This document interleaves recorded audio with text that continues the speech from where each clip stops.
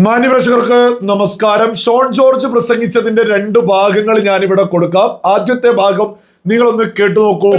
എന്റെ സഹോദരങ്ങളായ സുഹൃത്തുക്കളായ നൂറുകണക്കിന് മുസ്ലിം സഹോദരങ്ങൾ ഇതിനിടയിൽ നിൽപ്പുണ്ട്. എനിക്കറിയാം, എന്നെ സ്നേഹിക്കുന്നവർ. അവർക്കൊന്നും ഈ ചിന്താഗതിയില്ല.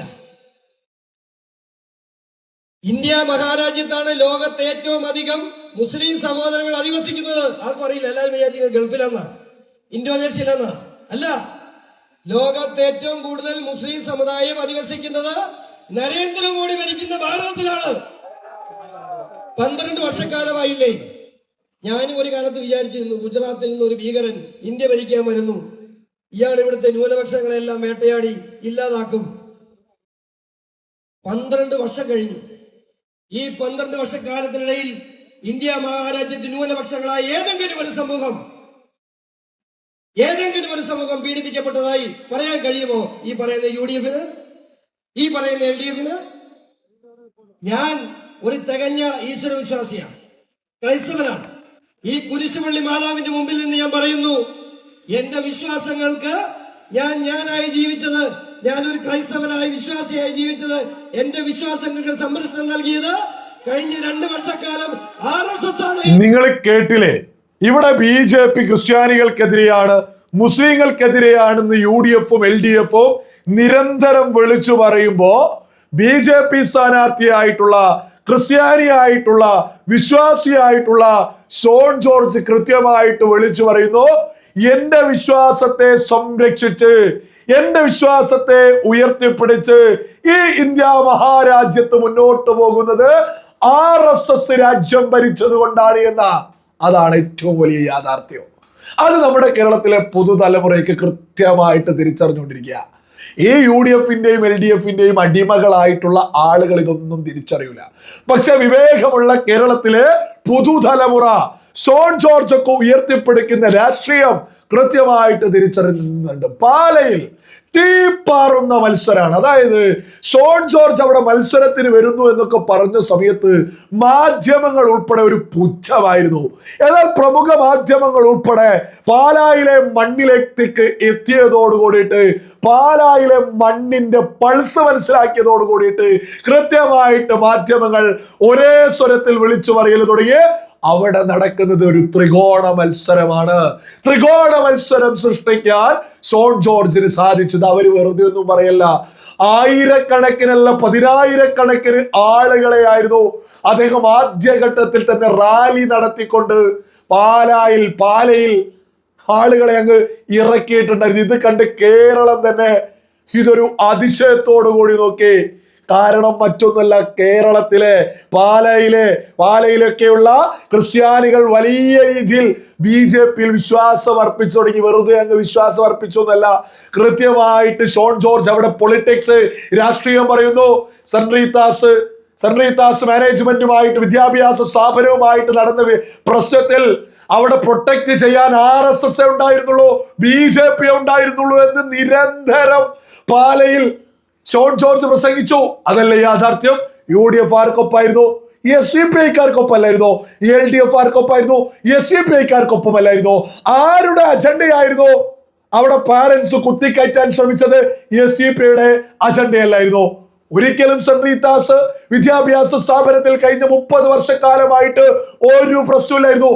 അവിടെ മുസൽമാന്, ഹിന്ദു, ക്രിസ്ത്യാനി എല്ലാവരും ഒരുമിച്ച് ഒരേപോലെ അവിടെ പഠനം നടത്തി മുന്നോട്ട് പോയി.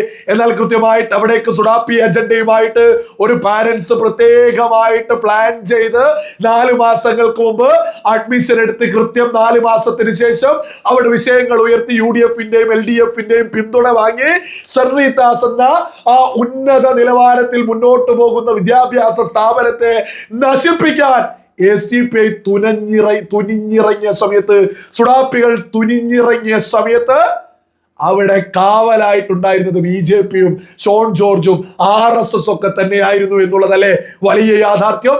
ഇതിനൊക്കെ എതിരെ മുസ്ലിം ലീഗിന്റെ സ്ഥാനാർത്ഥി പോലും എന്താ പ്രസംഗിക്കുന്നത്? വലിയ പൂക്കളമാവണം, പൂന്തോട്ടത്തിൽ നിരവധി പൂക്കൾ ഉണ്ടാവണ്ടേ, അതല്ലേ സൗന്ദര്യം എന്നൊക്കെ.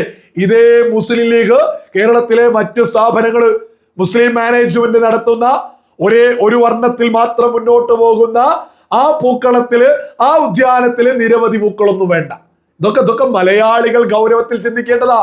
എന്നാൽ സെന്റ് റീത്താസ് എന്ന മഹത്തായ കഴിഞ്ഞ 30 വർഷത്തിലധികമായിട്ട് മുന്നോട്ട് പോകുന്ന ഉന്നത വിദ്യാഭ്യാസം, വലിയ രീതിയിൽ വിദ്യാഭ്യാസം നമ്മുടെ കേരളത്തിലെ പുതുതലമുറക്ക് പകർന്നു കൊടുക്കുന്ന മഹത്തായ ഒരു സ്ഥാപനത്തെ സുഡാപ്പികൾ തകർക്കാൻ ശ്രമിച്ച സമയത്ത് അവിടെ ജോൺ ജോർജ് ഉള്ളായിരുന്നു, അവിടെ BJP ഉള്ളായിരുന്നു. അതൊരു യാഥാർത്ഥ്യ. ഒരിക്കൽ പോലും നീതിക്ക് വേണ്ടി UDF-ഓ LDF-ഓ സെന്റ് റീത്താസ് മാനേജ്മെന്റിന് ഒപ്പം ഒരു സമയത്ത് പോലും നിലപാടെടുത്തിട്ടില്ല എന്നുള്ളതും മലയാളികൾ ഒന്നടങ്കം തിരിച്ചറിഞ്ഞതാണ്. ഇത് പാലയിലെ ജനത കൃത്യമായിട്ട് തിരിച്ചറിഞ്ഞു. കേരളത്തിൽ തന്നെ ക്രിസ്ത്യാനികൾക്ക് എന്തെങ്കിലും ഒരു വിഷയം വരുമ്പോ, മുസ്ലിങ്ങൾക്ക് ഒരു വിഷയം വരുമ്പോ, ഹിന്ദുവിന് ഒരു വിഷയം വരുമ്പോ നീതി നോക്കി മുന്നിൽ നിൽക്കാൻ ഷോണിനെ കൊണ്ടൊക്കെ ആവൂ എന്നുള്ളത് കൃത്യമായിട്ട് പാലയിലെ ജനത മനസ്സിലാക്കി അദ്ദേഹത്തെ തിരഞ്ഞെടുക്കൂ. അദ്ദേഹം കൃത്യമായിട്ട് എടുത്തു പറയുന്നുണ്ട്, നരേന്ദ്രമോദി ഭരിക്കുന്ന ഭാരതത്തിലാണ് ലോകത്ത് ഏറ്റവും കൂടുതൽ മുസ്ലിങ്ങൾ ഉള്ളത്. അതൊരു യാഥാർത്ഥ്യ, ഗൾഫ് രാജ്യങ്ങളിലൊന്നല്ല. ഈ ഷോൺ ജോർജ് ഒക്കെ പറയുന്ന ആ മുസ്ലിമുമായി ബന്ധപ്പെട്ട വിഷയം കേരളത്തിലെ മുസ്ലിങ്ങൾ കൃത്യമായിട്ട് മനസ്സിലാക്കണം.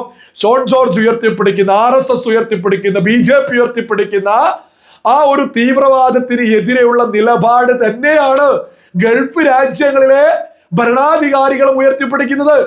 ഗൾഫ് രാജ്യങ്ങളിൽ മുസ്ലിം ബ്രദർഹുഡിനെ നിരോധിച്ചിട്ടില്ലേ? ഗൾഫ് രാജ്യങ്ങളെ നശിപ്പിക്കാൻ ശ്രമിക്കുന്നത് ആരാണ്? ഇറാനെ പോലെയുള്ള രാജ്യങ്ങളല്ലേ? ഈ ഗൾഫ് രാജ്യങ്ങളിൽ ഭീകരത വളർത്താൻ 1000 തവണ തുനിഞ്ഞിറങ്ങിയിട്ടുണ്ട്.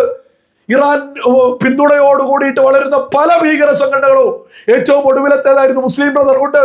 അതിനൊക്കെ തന്നെ നിരോധിച്ച് ഗൾഫ് രാജ്യങ്ങൾ മുന്നോട്ട്, ഒരു പലസ്തീൻ കൊടി ഉയർത്താൻ ഗൾഫ് രാജ്യങ്ങൾ അനുവദിക്കൂല. ഒരു തരത്തിലും അവിടെ ജിഹാദിസമോ തീവ്രവാദമോ ഭീകരവാദമോ വളരാൻ ഗൾഫ് രാജ്യത്തെ ഭരണാധികാരികൾ അനുവദിക്കില്ല. കാരണം അവർക്കറിയാം ഇത് വളർന്നാൽ എത്ര വലിയ അപകടമാണ് എന്നുള്ളത്. അത് അവർ കൃത്യമായിട്ട് ചെയ്യുന്നു. അപ്പൊ അവര് മുസ്ലിങ്ങൾക്കെതിരെയാണ് എന്ന് ആർക്കെങ്കിലും പറയാൻ സാധിക്കുമോ? അത് പറയാൻ സാധിക്കാത്തവർക്ക് എങ്ങനെയാ മോദിയും BJP-യും എതിരാണെന്ന് പറയാൻ സാധിക്കുക? ഗൾഫ് രാജ്യങ്ങളിലെ ഭരണാധികാരികൾ എന്തുയർത്തിപ്പിടിക്കുന്നോ അത് തന്നെയാണ് ഇവിടുത്തെ BJP-യും RSS-ഉം മോദിയും ഒക്കെ മുസ്ലിം അതുമായി ബന്ധപ്പെട്ട വിഷയത്തിൽ ഉയർത്തിപ്പിടിക്കുന്നത്. ജിഹാദിസത്തെ, ഭീകരവാദത്തെ, തീവ്രവാദത്തെ മാത്രമാണ് നമ്മുടെ രാജ്യത്തെ ഭരണാധികാരികൾ എതിർക്കുന്നത്.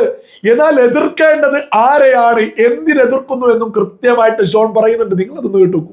UDF ഇവിടെ ഒരു വിപത്തായി മാറിക്കൊണ്ടിരിക്കുന്നു.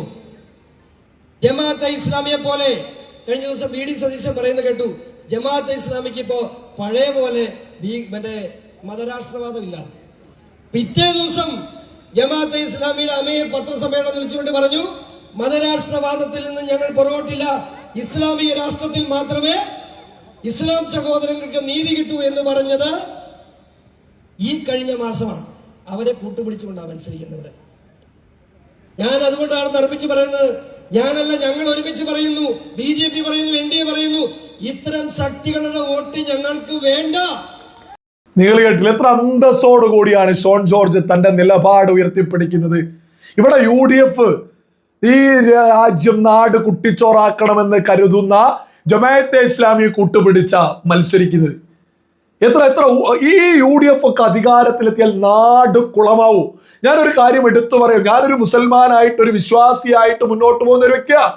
ഷോൺ ജോർജ് കൃത്യമായിട്ട് പറയുന്ന അദ്ദേഹം ഒരു ക്രിസ്ത്യാനിയാണ്, വിശ്വാസിയാണ്, എന്റെ വിശ്വാസങ്ങൾ ഇവിടെ സംരക്ഷിക്കപ്പെടുന്നു എന്ന് കൃത്യമായിട്ട് ഷോൺ ജോർജ് മുന്നോട്ട് വെക്കുന്നു. എടുത്തു പറയാണ്, ഇവിടെ ഒരു മതത്തിനെയും എതിർക്കുന്ന ഒരു സംവിധാനത്തെ അല്ല നമ്മൾ ആരും ആഗ്രഹിക്കുന്നത്. ഇവിടെ മുസൽമാനെയും ക്രിസ്ത്യാനിയെയും ഹിന്ദുവിനെയും കൂട്ടിപ്പിടിക്കുന്ന ഒരു സംവിധാനം തന്നെയാണ് ഇവിടെ വരേണ്ടത്. അത് ഷോൺ ജോർജിനെ കൊണ്ട്, ഇവിടുത്തെ RSS-നെ കൊണ്ട്, BJP-യെ കൊണ്ട് സാധിക്കുമെന്നുള്ളത് കഴിഞ്ഞ 10 വർഷത്തിലധികമായി രാജ്യം ഭരിക്കുന്ന BJP കൃത്യമായിട്ട് ഉയർത്തിപ്പിടിച്ചു. എന്നാൽ ഇവിടെ UDF ഒക്കെ അധികാരത്തിലെത്തിയാൽ ഇവിടെ ജമാഅത്തെ ഇസ്ലാമി, സുഡാപ്പികള്, ജിഹാദികൾ, തീവ്രചിന്താഗതിക്കാര് നാട് കുളമാക്കും. ഇറാൻ ഒരു യുദ്ധത്തിനിറങ്ങിയാൽ പോലും ഇറാനൊപ്പം പോലും നിന്ന് ഇവിടെ തെരുവിലിറങ്ങും. അതൊക്കെ ഇല്ലാതിരിക്കണമെങ്കിൽ നമ്മുടെ നിയമസഭയിൽ ഇവിടെ അന്തസ്, നീതി നോക്കി മനുഷ്യർക്കൊപ്പം നിൽക്കാൻ ഷോൺ ജോർജിനെയൊക്കെ പാലയിലെ ജനത വിജയിപ്പിക്കുക എന്നുള്ളത് തന്നെയാണ് അവിടുത്തെ ജനത തീരുമാനമെടുത്തിട്ടുള്ളത്.